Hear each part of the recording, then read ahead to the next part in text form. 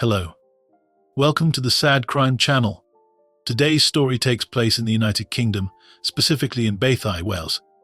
In November 2015, Michelle James and her friend Leigh were going through the belongings of their late neighbour and close friend, 74-year-old Sabine. Leanne had cancer, and a month earlier, in the late stages of her illness, she told Michelle she had an old medical skeleton at home and joked that it would be funny if Michelle pulled it out after her death and put it in the attic to scare the new residents of the house. "We thought we'd bring it in, put it on the settee, and then knock on the ceiling for the neighbour to come down, just as a prank," Mrs. Leigh told the Sky documentary. On November 24th, Michelle and Leanne started opening the bulky package they had dug up from under a wooden plant pot. To check the contents, they had to cut through 41 layers of thick plastic. Inside was supposed to be the mentioned medical skeleton, which they planned to place on the couch as a prank for their friend. However, when they cut through the last layer, fluid got on their hands, and a strong smell of decay emerged. It became immediately clear that this was no ordinary medical skeleton. The women immediately decided to call the police, and when investigators arrived, it was clear these were human remains. The body was in an advanced state of decomposition, but the skull was well preserved, and the pathologist had no trouble determining the cause of death: a blow to the back of the head. The police were now dealing with a murder. A pathologist suspected the body, wrapped in up to 8 inches of carpet and plastic, was several weeks or months old. Finding human remains shocked the local community. There were hardly any crimes in the village, let alone something this serious. The pool of suspects was narrowed down to residents of the housing complex, as access to the garden was not possible from outside. However, the investigation was complicated by the fact that the body had not yet been identified. Going door to door and questioning neighbours did not bring investigators closer to solving the mystery. Michelle James became the first suspect. Just a few hours after calling the police, she was arrested. During questioning, she told the investigators about her late neighbour and the skeleton she had mentioned, though she had no evidence to support this claim. Soon, however, the police found records indicating that, at the same address as the deceased Leanne, her husband, John Sabine, had also lived. John was an accountant and a veteran of the Korean War. However, none of the neighbours remembered him. John and Leanne had signed a joint lease in February 1997, and in April of the same year, John ordered a prescription from a doctor, but never collected it. That was the last record of his activity. As more pieces of the puzzle were uncovered, they seemed to fit perfectly, and everything pointed to the conclusion that the remains found belonged to the missing John Sabine. The body was dressed in pajamas with a tag from Marks & Spencer, last sold in 2000. Dental records of the deceased were created, and the serial number of a hip prosthesis was determined, but efforts to find a match in local clinic or hospital records were unsuccessful. Michelle James was released from custody after 48 hours. Finally, on December 11th, 3 weeks after the body was discovered, the police made a breakthrough. A relative of John Sabine came forward to provide a DNA sample, and the test confirmed a familial connection to the male body found in the bag. After the identity of the deceased was confirmed, the main and only suspect became his wife, Leanne. People who knew her could not believe she was capable of such an act. The 74-year-old was a former singer and had lived in the same place for 18 years, befriending many neighbours. They would organise games together, and Leanne also read tarot cards, often inviting friends over for tea. It was unbelievable that this cheerful elderly woman could be hiding such a dark secret. She was described as a bit eccentric and slightly crazy.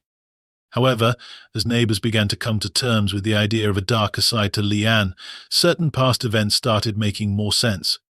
Mary Gardner recalled her first encounter with Leanne. She was standing in the street, staring at the ground, thinking something was wrong. Mary asked if she needed help, but Leigh replied that everything was fine, that she was simply looking for pretty stones, as she enjoyed doing mysterious things in her spare time. Mary lived next door, and over the years the two women often met, sitting in the garden and talking for hours. When they first met, Leanne was 56 and frequently spoke of admirers from her past. Mary wasn't sure which stories were true and which were best taken with a grain of salt. She always had the impression that Leigh wasn't exactly who she pretended to be. Additionally, Mary felt she had seen Leanne somewhere before, but when she asked her about it, Leanne said it was impossible because she was from New Zealand. Leigh didn't have any photographs in her house except for one black and white picture of her dancing in a nightclub in Australia. In 2006, when one of Mary's daughters passed away, Leigh mentioned that she had a grandson who had committed suicide. This surprised Mary, as she was certain that Leigh didn't have children. Leigh explained that she simply referred to a certain boy as her grandson, though he wasn't actually related to her. The truth was that Leigh often told different stories about her past, and none of them were true. To some people, she said she had been married, but her husband turned out to be abusive and unfaithful, so she fled from him in New Zealand to Wales, where she was initially under the care of a charity supporting women in abusive relationships. To others, she claimed it was her husband who had left her. Lynn Williams knew a gentler side of Leigh. Williams met her while visiting a relative in the hospital, where Leigh was also a patient.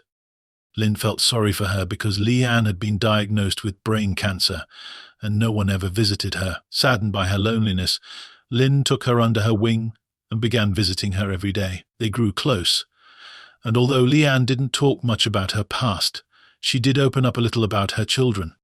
She told Lynn that she had 5 children, 3 girls and 2 boys, but when she was 28, she and her husband left New Zealand, leaving the children behind. When Lynn asked more questions, Leigh would quickly change the subject. Toward the end of her life, Leigh gave the impression that she wanted to reveal a secret.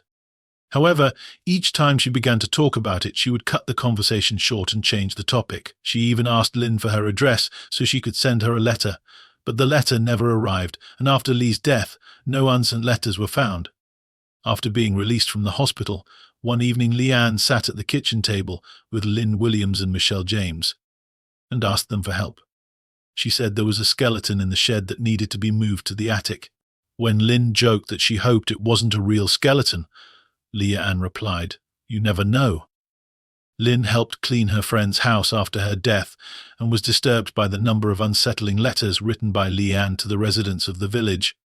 These letters were filled with anger and seemed entirely out of character for the woman she knew, who appeared to love her community. When the truth about the skeleton was revealed in late November 2015, her friends couldn't believe that Leigh had kept the secret for so long. It was also a mystery that no one had accidentally discovered John's body over the years. The attic seemed to be the only place where she could have hidden it for so long. According to Lynn, the fall that sent Leigh to the hospital may have happened when she was attempting to move the heavy body down from the attic. This would also explain why Leigh was so insistent that all the carpets in her house be professionally cleaned once she was out of the hospital, even though they didn't appear to be particularly dirty. In the last years of her life, Leigh began to let her guard down a bit, but she never fully revealed her secret. Police discovered that she had almost exposed herself a few years earlier. In 2020, while performing a tarot card reading, Leigh told her client, Bernadette Adamic, that she would one day be famous because of a body in a bag. Leigh had gotten rid of her husband before the neighbours had a chance to meet him. The investigation was led by Detective Chief Inspector Gareth Morgan. His team uncovered that Leigh was not from New Zealand, as she claimed, but was actually the daughter of a Welsh miner and born in Wales.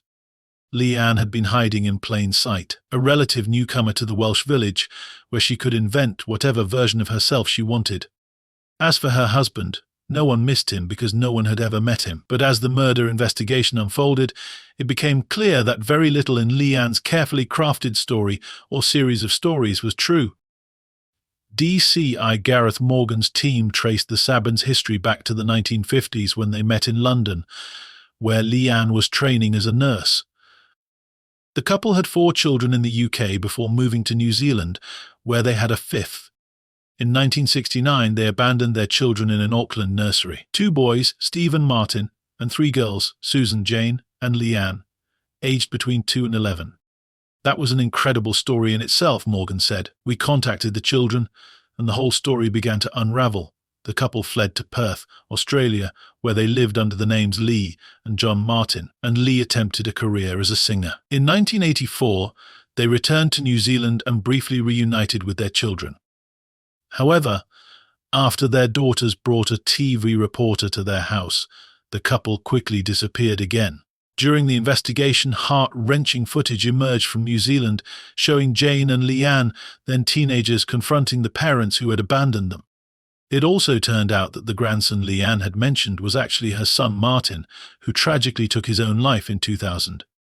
Steve, Leanne's son, recalled being around 6 years old when his parents simply left one day, promising to return the next weekend, but never did. Social services then took custody of the children. The police investigating the murder were able to contact the children, and the story began to come together.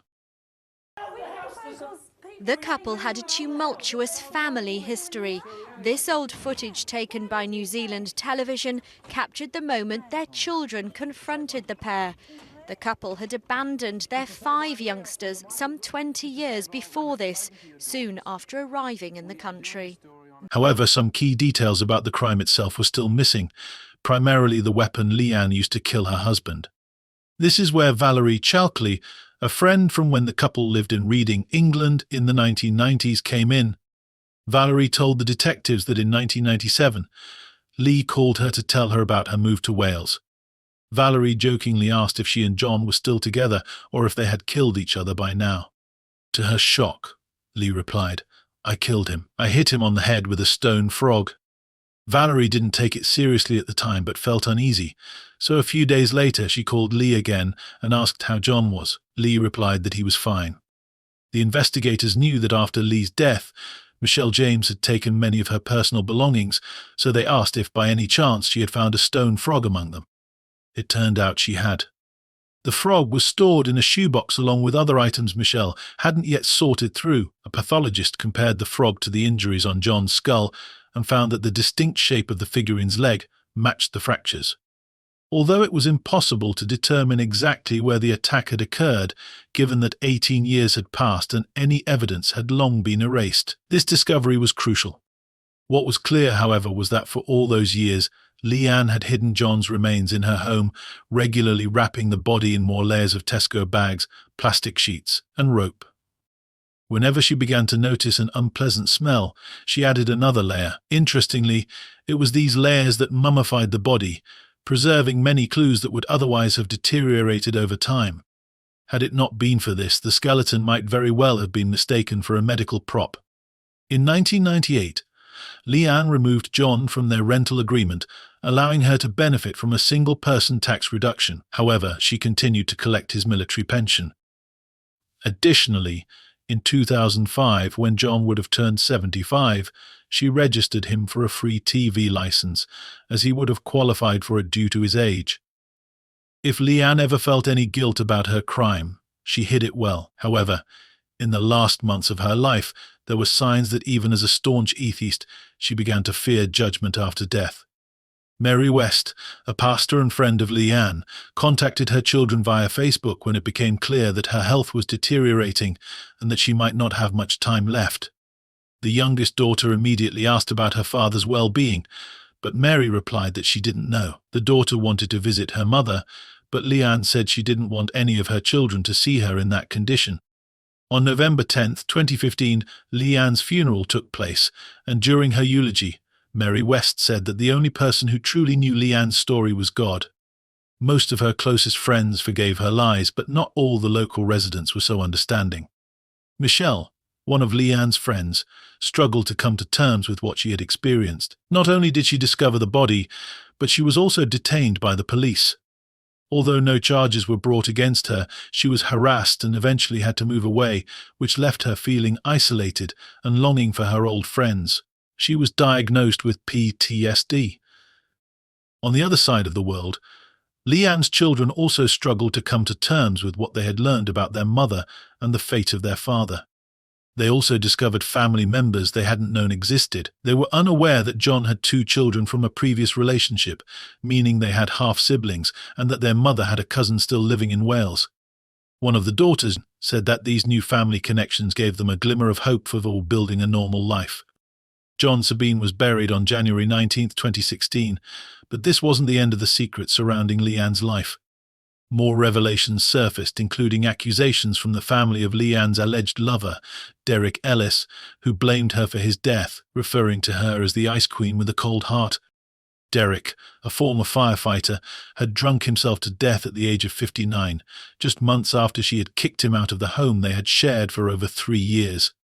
A friend of Derek claimed that Leanne was responsible for at least 2 deaths. While it is assumed she murdered her husband, what exactly happened in their home may never be known.